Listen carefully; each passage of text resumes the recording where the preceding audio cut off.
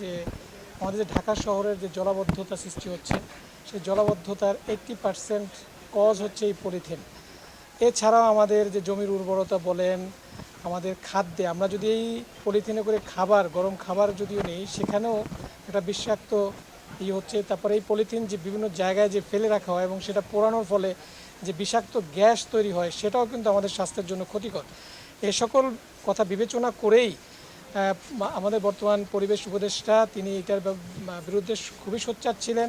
সে লক্ষ্যে আমাদের rapid action battalion বিভিন্ন সময় আমরা অলরেডি এটা ব্যাপক হারে শুরু করেছি। এই পলিথিন উৎপাদন, বিপণন এবং এই পরিবহনের সাথে যারা সংশ্লিষ্ট, এবং অ্যাট দ্য সেম টাইম আমরা জনসচেতনতামূলক বিভিন্ন জায়গায় অন্যান্য ডিস্ট্রিক্টে, বিশেষ করে ঢাকা এবং অন্যান্য জায়গাতে লিফলেটের মাধ্যমেও যাতে এই পলিথিন ব্যবহার করা না হয় আমরা বিরত থাকি, সে লক্ষ্যে আমাদের জনসচেতনতামূলক প্রোগ্রামও চলছে।